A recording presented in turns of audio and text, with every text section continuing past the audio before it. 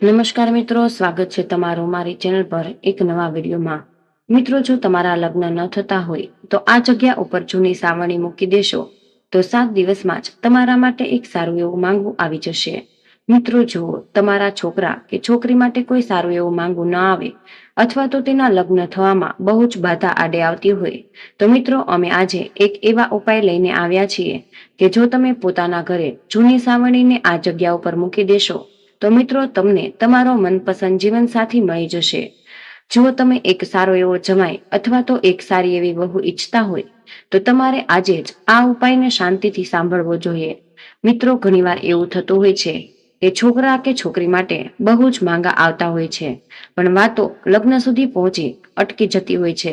તો જો તમે આ બધી જ સમસ્યામાંથી પસાર થઈ રહ્યા હોય તો તમારા માટે આ વિડીયો બહુ જ લાભદાયક સાબિત થઈ શકે તેમ છે। આથી જ મિત્રો, આ વિડીયોને શરૂઆતથી લઈને અંત સુધી જરૂર જોઈ લેજો, કારણ કે આજે જ અમે એક એવો ચમત્કારી ઉપાય જણાવવા જઈ રહ્યા છીએ કે જે ઉપાયને તમે કરી લેશો તો મિત્રો, તમારા ઘરે માંગાની લાઈન થઈ જશે। તો મિત્રો, વિડીયોમાં આગળ વધતા પહેલા જો તમે ઈચ્છતા હોય કે માતા લક્ષ્મીની કૃપા તમારી ઉપર સદા બની રહે તો આ વિડીયોને લાઈક કરી અને કમેન્ટ બોક્સમાં જય માતા લક્ષ્મી જરૂરથી લખી દેજો।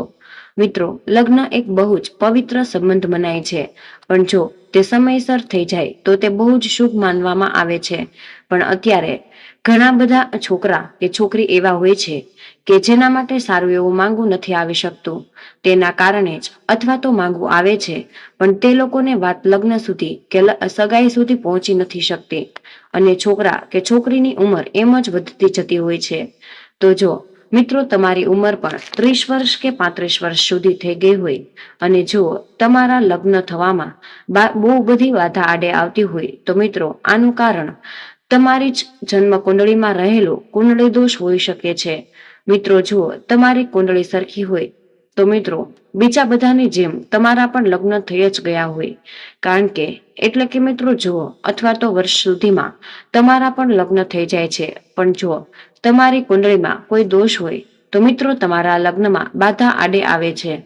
તો મિત્રો, આજના આ વિડીયોમાં અમે તમારા માટે કુંડળી દોષના નિવારણ માટેનો એક સૌથી નવો અને આસાન ઉપાય લઈને આવ્યા છીએ કે જે ઉપાયને મિત્રો, આપણા વાસ્તુશાસ્ત્ર તેમજ જ્યોતિષ શાસ્ત્રમાં પણ જણાવવામાં આવ્યો છે। જે ઉપાયને તમે જો એકવાર કરી લેશો તો મિત્રો, તમારા ઘરે પણ શરણાઈયું વાગવા લાગશે। તો મિત્રો, જો આ ઉપાય કોણ કરી શકે છે તો મિત્રો, જે છોકરા કે છોકરીના લગ્ન ન થતા હોય તે પોતે આ ઉપાય કરે છે તો તે વધુ શુભ માનવામાં આવે છે। પણ જુઓ, તે છોકરા કે છોકરી પાસે વધારે સમય ન હોય અથવા તો તે બહાર નોકરી કરતા હોય અથવા તો વિદેશમાં ભણતા હોય તો મિત્રો, તેના મા બાપ પણ આ ઉપાય આસાનીથી કરી શકે છે, અથવા તો એના પરિવારનું કોઈ પણ સભ્ય તેના દીકરા કે દીકરી માટે આ ઉપાય કરી શકે છે।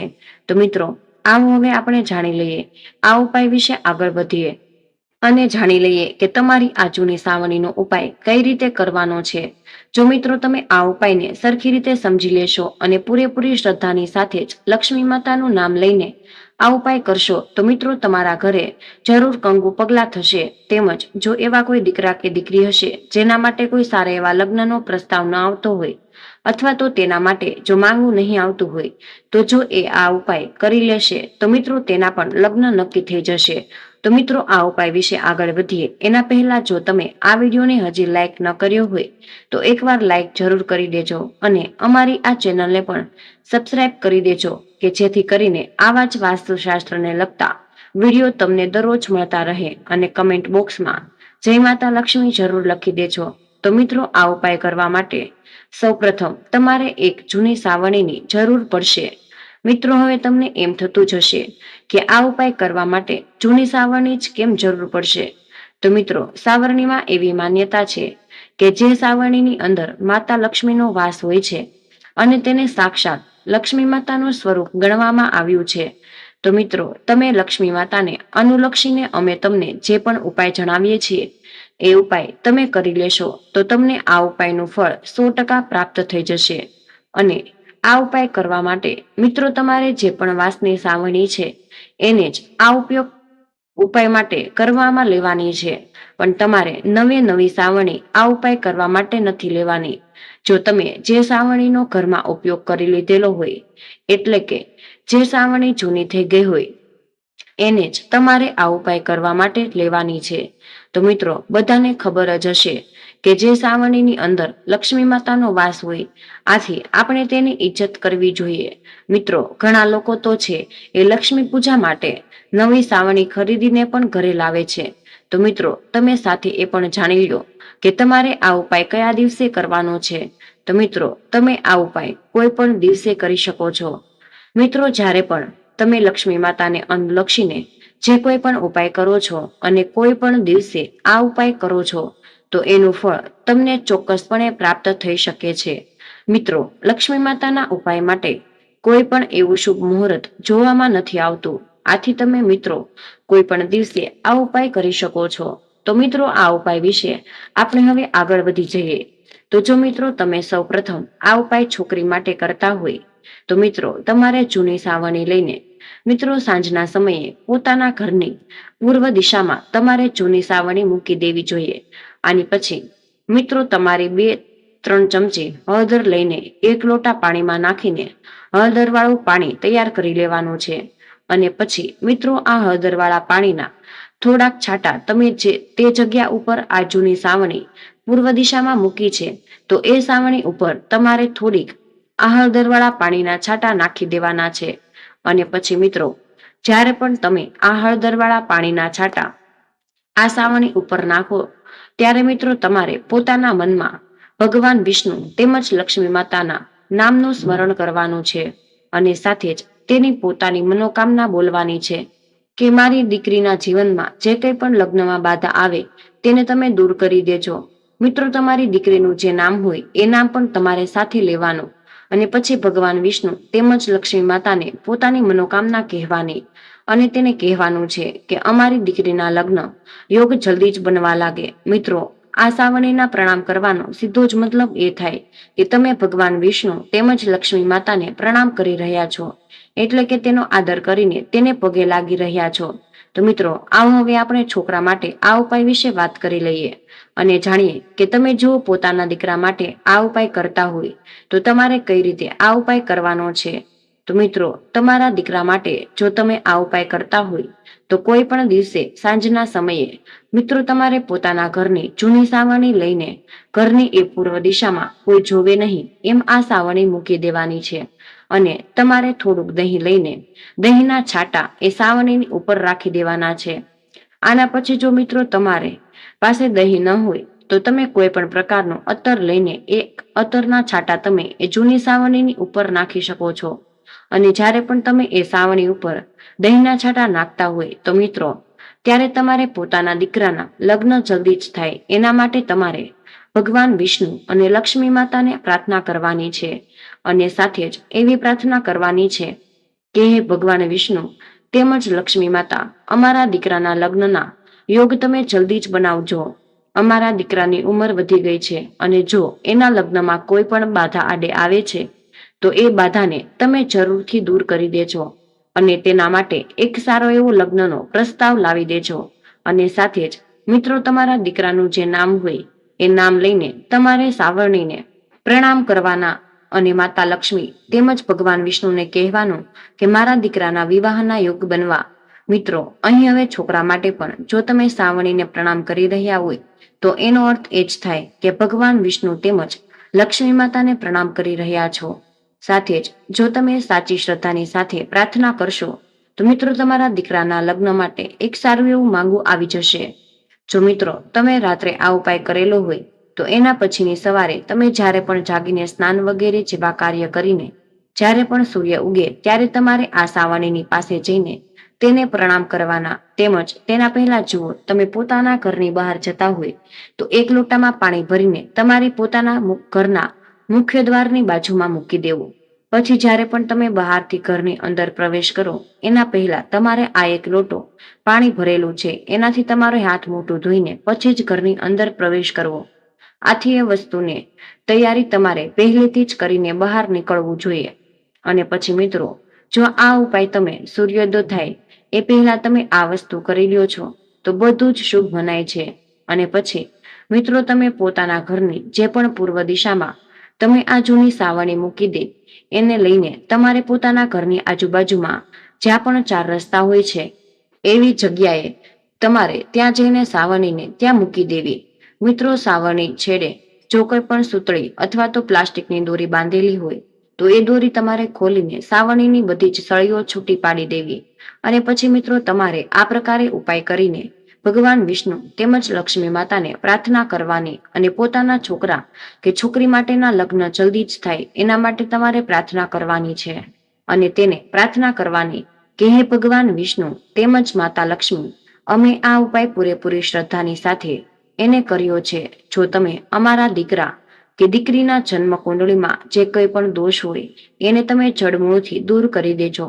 તો મિત્રો, તમે આ પ્રકારે પૂરેપૂરી શ્રદ્ધાની સાથે ત્યાં સાવરણીને છૂટી પાડીને પછી પ્રાર્થના કરી પછી તમારે ચૂપચાપ ઘરે આવી જવાનું. અને મિત્રો, પછી તમે જે પણ પોતાના ઘરના મુખ્ય દ્વારની પાસે એક લોટો જળ મૂકેલું છે તો મિત્રો, એ ઝડપથી તમારે એમ જ ચૂપચાપ કોઈની સાથે વાત કર્યા વગર જ એક લોટા જળથી હાથ પગ મોઢું ધોઈને સ્વચ્છ થઈ જવાનું છે. અને પછી જ તમારે પોતાને ઘરની અંદર પ્રવેશ કરવો. અને જો મિત્રો, હવે આના પછી તમારે આ ઉપાયને લગતું થોડુંક દાન કરવાનું છે જેથી કરીને તમે આ ઉપાયનું પૂરેપૂરું ફળ મેળવી શકો. તો જો મિત્રો, તમે આ ઉપાય છોકરા માટે કર્યો હોય તો તમારે આ વસ્તુ દાન કરવી. કારણ કે મિત્રો, છોકરા કે છોકરી માટેના આ ઉપાય માટે અલગ અલગ વસ્તુઓનું દાન કરવું જોઈએ. જો મિત્રો, તમે આ ઉપાય છોકરા માટે કર્યો હોય તમારે આ વસ્તુનું દાન કરવું જોઈએ. મિત્રો, તમારે કોઈ પણ જરૂરિયાતમંદ વ્યક્તિને દહીંનું દાન કરવું જોઈએ. તેની સાથે જ મિત્રો, જો તમે આ ઉપાય પોતાની દીકરી માટે એટલે કે છોકરી માટે કર્યો હોય તો મિત્રો, તમારે 100 કે 200 ગ્રામ જેટલી હળદરનું દાન કરવું. જે કોઈ પણ જરૂરિયાતમંદ વ્યક્તિ હોય તેને તમે છોકરીના ઉપાય માટે હળદરનું દાન કરી શકો છો. તેમજ જો તમે ભગવાન વિષ્ણુ તેમજ લક્ષ્મી માતાના મંદિરે જઈને 100 કે 200 ગ્રામ હળદરનું દાન કરી દેશો તો પણ આ ઉપાયનું ફળ તમને પ્રાપ્ત થશે. તો મિત્રો, અમે પણ લક્ષ્મી માતાને પૂરેપૂરી પ્રાર્થના કરીએ કે જે કોઈ પણ વ્યક્તિ આ વિડીયોને જોયો હોય અને તેને પોતાના દીકરા કે દીકરી માટે આ ઉપાય કર્યો હોય તો તે બધાની જ મનોકામના જે હોય છે એને પૂર્ણ કરી દેજો. તો મિત્રો, હવે આપણે એ વસ્તુ વિશે પણ જાણી લઈએ કે જો છોકરો કે છોકરી બહાર રહેતા હોય તો એના માટે તમે આ ઉપાય કઈ રીતે કરી શકો છો. એટલે કે તે છોકરાના મા બાપ તેના માટે આ ઉપાય કઈ રીતે કરવાના છે. તો મિત્રો, આ ઉપાય કરવા માટે તમારે હવે અહીંયા ટેકનોલોજીનો સહારો લેવો જ પડશે. કારણ કે મિત્રો, અત્યારના આધુનિક સમયમાં શાસ્ત્ર પણ આ વસ્તુને અપનાવે છે. એટલે કે જો તમે આ રસ્તો અપનાવો છો તો કઈ વાંધો જ નથી આવતો. તો આ ઉપાય કરવા માટે તમારે સૌપ્રથમ છોકરા કે છોકરીને આ ઉપાયની પૂરેપૂરી વિધિ સમજાવી દેવાની છે. પછી જ તમારે આ ઉપાય કરવા માટે વિડીયો કોલની જરૂર પડશે. એટલે કે મિત્રો, તમારે રાત્રે જે પણ આપણે આ ઉપાય કરવા માટે જે વિધિ કરેલી છે એ વિધિ તમારે બધી જ પોતાના છોકરા કે છોકરીને વિડીયો કોલ દ્વારા તમારે બતાવી દેવાની છે. પછી જ મિત્રો, જે પણ જગ્યાએ તમે સાવરણીની સામે પ્રણામ કર્યા ત્યાં તમારો છોકરો કે છોકરી જે બહાર હોય એ ત્યાં પ્રણામ કરી લેશે. અને જ્યાં પણ ભગવાન વિષ્ણુ તેમજ લક્ષ્મી માતાને અનુલક્ષીને પ્રાર્થના કરી છે તો મિત્રો, તમારો છોકરો અથવા તો છોકરી વિડીયો કોલના માધ્યમથી ભગવાન વિષ્ણુ તેમજ માતા લક્ષ્મીનું સ્મરણ કરી લેશે કે જેથી કરીને તેને આ ઉપાયનું ફળ પૂરેપૂરું પ્રાપ્ત થઈ શકે.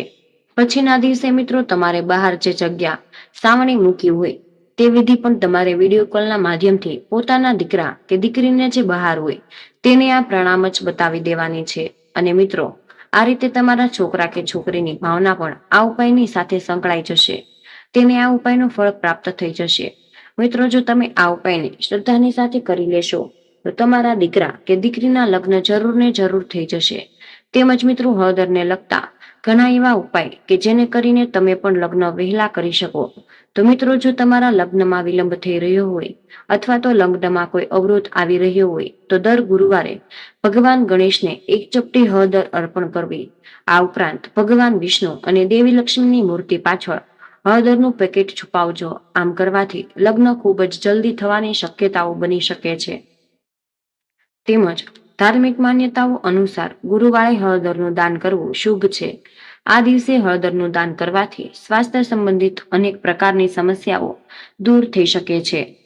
ઉપરાંત ગુરુગ્રહ પણ અનુકૂળ છે, તેમજ જો દર ગુરુવારે ભગવાન ગણેશને એક ચપટી હળદર અર્પણ કરવામાં આવે તો લગ્નમાં આવતી સમસ્યાઓ દૂર થઈ જાય છે. આ ઉપરાંત ભગવાન વિષ્ણુ અને દેવી લક્ષ્મીની મૂર્તિની પાછળ તમારે હળદરનું પેકેટ છુપાવવાથી લગ્ન ખૂબ જ જલ્દી થવાની શક્યતાઓ રહે છે. તેમજ મિત્રો, માન્યતાઓ અનુસાર તમારે ગુરુવારે હળદરનું દાન કરવું ખૂબ જ શુભ માનવામાં આવે છે. આમ કરવાથી અનેક પ્રકારની સ્વાસ્થ્ય સંબંધિત સમસ્યાઓ દૂર થઈ જાય છે અને મિત્રો, ગુરુગ્રહ અનુકૂળ રહે છે. જ્યોતિષાચાર્ય અનુસાર પૂજા દરમિયાન તમારા કાંડા અથવા તો ગળા પર હળદરનું નાનું તિલક લગાવવાથી ગુરુ મજબૂત બને છે. આ ઉપરાંત વાણી પણ મજબૂત બની જાય છે. તેમજ મિત્રો, ઘરના મુખ્ય દરવાજા પર હળદરનું પાણી છાંટવાથી બધા જ ગ્રહ દોષ દૂર થઈ શકે છે. ઘરના મુખ્ય દરવાજા પર હળદરનું પાણી છાંટવાથી રાહુના અશુભ પ્રભાવ દૂર થઈ જાય છે. તેમજ લગ્નમાં આવતી અડચણો દૂર કરવા માટે નિયમિતપણે ભગવાન ગણેશને હળદરનું તિલક લગાવવું જોઈએ અને લગ્નમાં આવતી અડચણ દૂર કરવા માટે પ્રાર્થના કરવી કે આ પછી તમારા કપાળ પર તિલક લગાવવું જોઈએ. તેમજ મિત્રો, સૂર્યદેવને તમારે હંમેશા જળ અર્પણ કરવાનું શરૂ કરી દેવું જોઈએ. સૂર્યને જળ અર્પણ કરતા પહેલા તમારે પાણીમાં થોડી હળદર ભેળવવી પડશે. આ પછી જ સૂર્યદેવને હળદરના પાણીથી જળ અર્પણ કરવું. આ સાથે પાણી અર્પણ કરતી વખતે તમારે સૂર્ય મંત્રનો જાપ પણ કરવો જોઈએ. તમારા લગ્નની પ્રબળ શક્યતાઓ બની જશે. તેમજ મિત્રો, જો ઘરમાં અથવા તો કોઈના લગ્નમાં કોઈ અવરોધ આવે તો મિત્રો, તમારે પીળા કપડું લેવું પડશે. તેમાં 7 હળદરની ગાંઠ અને 8 સોપારી રાખી દેવી. આ પછી જ એક પવિત્ર દોરામાં ગાંઠ બાંધજો અને પછી લાલ દોરો લઈને પીળા કપડામાં ગોળ અને ચણાની દાળ રાખવી. આ પછી જ તમારે આ કપડામાં પીળા ફૂલો રાખવા પડશે. હવે તેનો એક પોટલો તૈયાર કરવો અને આ પોટલી માતા દુર્ગાના ચિત્ર પાસે રાખી દેવી. માતાની સામે સાચા હૃદયથી તમારા લગ્નની શુભેચ્છાઓ પાઠવવી. આમ કરવાથી તમારા લગ્ન ખૂબ જ જલ્દી શક્ય બની જાય છે અને અવરોધો પણ દૂર થઈ જશે. તો મિત્રો, આ તમારા માટે ખૂબ જ મહત્વપૂર્ણ માહિતી છે અને કમેન્ટ બોક્સમાં જય શ્રી કૃષ્ણ અવશ્ય લખી દેજો. તમને વિનંતી છે કે હજુ સુધી અમારા વિડીયોને લાઈક ન કર્યો હોય તો વિડીયોને લાઈક કરી અમારી આ ચેનલને સબસ્ક્રાઇબ જરૂર કરી દેજો. જય શ્રી કૃષ્ણ. રાધે રાધે. ધન્યવાદ. વિડીયોને અંત સુધી જોવા બદલ તમારો ખૂબ ખૂબ જ આભાર.